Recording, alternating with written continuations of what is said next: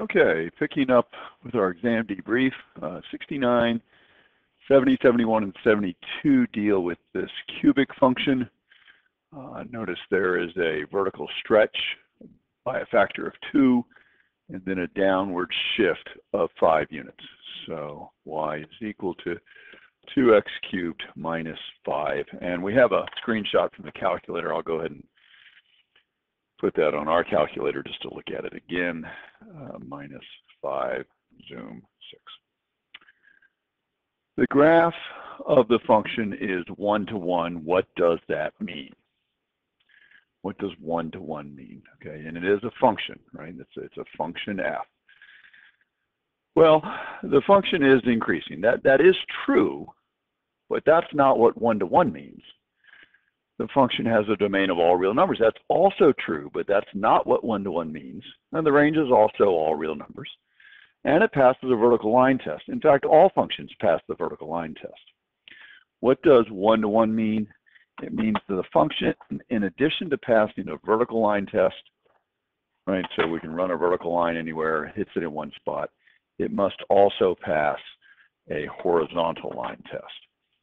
So that's what 1-to-1 means. This function now is invertible, or it has an inverse. And by the way, I can create many functions that are 1-to-1 but not increasing. For example, suppose we had this function going down like that. That's not increasing, but it is 1-to-1. And of course, many functions have domains and ranges of all real numbers, and all functions pass the vertical line test. The correct answer to this was E. Number 70. The inverse function of f must undo the multiplication by 2, the cubing, and the subtraction of 5. The correct function that does this, that is the inverse function of f, is one of these 5. Let's think about the recipe. We have f of x is 2x cubed minus 5. We think of this as y is equal to 2x cubed minus 5. The three-step procedure. We first swap x and y. So wherever there's a y, we put the x, and wherever there's an x, we put the y. The next step we're going to do is to solve this equation for y. Let's see, adding 5, we get x plus 5 is 2y cubed. Dividing by 2, we get x plus 5 over 2 is y cubed. And taking the cube root, we get this expression here, x plus 5 over 2. This now will be our inverse function. So if the original function, 2x cubed minus 5, f inverse is going to be the cube root of x plus 5 over 2, and that is choice D. Okay. Even without being able to find the inverse algebraically, we can find the inverse graphically. Choose which of the following most closely resembles the graph of f inverse. Let's go back and look at the picture, and we'll note a couple of things. Here's a point on the graph, which was 0, -5. And remember, that was the y-intercept of this cubic with a vertical stretch of 2 and a downward shift of 5 units. The inverse function, remember, swaps x's and y's, 1, 2, 3, 4. So here's a point on the inverse, -5, 0. So the first thing we have to do is make sure we have a point that's the inverse point over here. These two would be swapped. So our inverse has to go through -5, 0. That may give us the solution right there. So we know it's not this one. It's not this one. It has to be one of these two, right? Those are the only two that go through -5, 0. Okay, what else can we determine? Let's see. Here's the picture. Maybe we can get another point on the original graph right here. It looks at some number between 1 and 2. Let me just approximate it as 1 1/2, comma 0. The inverse function must have a swap that goes here, right? So this would be the inverse point, which would be 0, and about 1 1/2. Okay, so if we again look at our choices, we know that it has to be choice A. All right, that's the one that's going through the correct inverse point. Cross that one off. The other way you can think about this, of course, is a folding idea, that when you have the original graph, let me zoom this in a square window. Here's the original. And we throw in the line y equals x, right? Y equals x, that's the line that 45 degrees. And we have to fold our blue graph across the red line. The one that does that was, in fact, the cube root. Remember, we had, let's see, what did we come up with? We had cube root of x plus 5 over 2. So let me put that in here. X plus 5 divided by 2, and we'll raise that to the 1/3 power. That's an easy way to do cube root. And here's the graph, and sure enough, those two are mirror images of each other across that 45-degree line. Okay, 72 says f of 1 is -3, and the question is, what is f inverse of -3? Well, if you just know that inverse functions swap the x and the y, I guess I should write this down originally. F of 1 is -3. If we swap x's and y's, then it's pretty obvious that f of -3 has to go to 1, right? Because we're swapping x and y, and so the choice was B. If you had gotten the correct picture over here, I suppose we could have gone into that function. And let's see, here's the graph. We don't want the original. We don't want y equals x. We want that one. And we put in -3. So we'll trace, oops, -3. And sure enough, we get 1 out. Okay, inverse functions. 73, these are series and sequence problems. We did these last part of December. Most people did reasonably well on these. Let's see, consider the sequence of squares starting with 0, and then 1 squared, 4 squared. Notice that this nth term here, so the first term, a sub 1, would be 1 minus 1 squared, which is 0. And then a sub 2, the second term of this sequence, would be 2 minus 1 squared, which is 1, and so forth. 3 minus 1 squared, which is 2 squared, which is 4. Okay, what is the 11th square in this sequence? So we want a sub 11. 11 minus 1 squared, which is 100. Answer is C. 74 and 75, I put these together because they're both worked sort of at the same time. We have this arithmetic sequence. It happens to be the positive odds, right, starting with 1. We know that 303 is in fact a positive odd integer. Which one is it? Is it the 149th, the 150th, 151st, 152nd, or 153rd? So looking at the sequence, the first thing we should do is generate the formula, or find the formula for that nth term. And there are a number of shortcuts here. It's going to be 2n minus 1 is the formula. You might have used this rule, right? A sub n is a sub 1 plus n minus 1 times the difference. The first term being 1 and the difference being 2. And if you clean that up, you would have gotten 1 plus 2n minus 2, or 2n minus 1. Okay, so that's the nth term. And then we know that one of these terms in this sequence is 303, and we just have to figure out what number n generates 303. So 303 is 2n minus 1. We solve this for n. 304 is 2n. N is 152, 152nd term. Okay, so now we're going to add all these up. we're adding up the odds from 1 all the way up to 303. So 1 plus 3 plus 5. Now, all of these terms. The last one in the list is 303.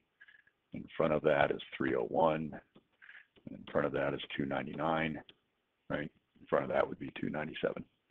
So we're adding these up. We're using little Gauss's rule. If you pair them up like this, that's 304, right? And you pair these up, that's also 304. You pair these up, that's also 304. So every pair gives us 304. So we just have to know the number of pairs that they are. Well, there were 152 numbers, right? So that's 76 pairs. Again, you could have used this formula, I suppose. S n over 2, a sub 1 plus a sub n. Now, in order to get this one right, you needed to know there were 152 numbers, right? Because we're adding up 152 numbers. So 152 over 2, that gives you the number of pairs, and then 1 plus 303. So sure enough, 76 times 304. And at that stage, I would grab my calculator because it's a nice, easy number to calculate. 76 times 304. And we get 23,104 as the answer. 23,104. Choice D as in dog. Okay. 76. There's a geometric sequence. There's a common ratio of -1/2. Which of the following is a formula for the nth term of the sequence? So we're looking for a sub n is something. When we put 1 into this formula, we better get 8. When we put 2 into the formula, we better get -4. When we put 3 into the formula, we better get 2, and so forth, right? Because this is the first term, the second term, the third term. So you could sort of do it by trial and error. Let's just put 1 in, substitute number 1 for n, and see whether or not we get 8. Well, here, a sub 1 would be 8 times -1/2 raised to the 1 plus 1 power, which is 8 times 1/4, which is 2, which is not the right answer. Okay, so that's out. Remember, we're supposed to be getting 8. Choice B. We have a sub 1 would be -8 times 1/2 to the n plus 1. Again, we're putting 1 in place of the number n, which is -8 times 1/4, which is -2. Again, not right.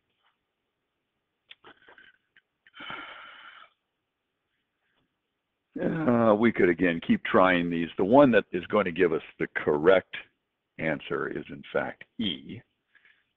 You might know that for geometric sequences, you have this first term, you have the ratio, and you have the n minus 1 power. So just double checking here. A sub 1 would be 8 times -1/2. And we have this to the 1 minus 1 power, which is 8 times -1/2 to the 0 power, which is 8 times 1, which is in fact 8. And just to double check, if we put 2 in, remember 2, we were supposed to get -4. So a sub 2, put 2 in for the subscript, and we would get 8 times -1/2 to the 2 minus 1, which is 8 times -1/2 to the 1, which is -4. And that also works. Okay, the correct answer was E. 77, here's an infinite geometric series, never ends. It does converge to a finite total. And the reason it converges is because the common ratio is between -1 and 1. That was one of the criteria for convergence. What is the exact total of the series? Here's an interesting way of looking at this from a number line perspective. Here's 0, -1, -2, -3, minus 4, minus 5, minus 6, minus 7, minus 8. I wish I could draw a little frog. Is that a frog? I don't know. Frog is starting at negative 8. Sorry, frog is starting at positive 8. Let's redo this number line, Joe. So here's 0, 1, 2, 3, 4, 5, 6, 7, 8. The frog is starting over here at positive 8. That's the first term in the sequence. And then it says take away 4. So the frog has got to jump back 4 units. 1, 2, 3, 4. So now the frog is here. And then he has to jump forward 2 units. 1, 2. Forward just a half a unit. And then jump backwards a quarter of a unit. And you can see, let me take the frog away and just look at a path. Starting here, we're jumping back to there, and then to there, and then to there, and then to there, and then to there, and then to there. And obviously, we're going to end up somewhere. This is the sum. So what is the exact total of this series? There's a nice formula for this. The sum is going to be the first term divided by 1 minus the ratio. First term is 8. 1 minus a negative 1/2 is 8 over 3/2, which is 8 times 2/3, which is 16/3. There we are. That's the exact total. This is a close approximation, but that's not the total of the series. That's just real close to the total. Okay. Equation has 2 solutions. It does say calculator problem. So finally we get to grab the calculator again. And the equation is the opposite of E. There's a button over here, second log, that gives me E caret and parentheses all at once. X minus 2, plus 2, plus 2, plus the log of X, log of X. And that's supposed to equal 0. Here's the graph. And sure enough, it looks like there's a couple of solutions there. Maybe if I zoom in a little bit, you can see that, yeah, there's 2 solutions. What is the larger of the 2? That's this one over here between 3 and 4. So second calc 0, between 3 and 4, left bound, right bound, guess 3.146 to the nearest thousandth. Okay, so that's the answer. It's interesting, it's close to pi, just coincidental. It is not pi. Okay, and let me stop this one here, and the last video will be the last sections of the exam where we're dealing with various functions from your family of functions.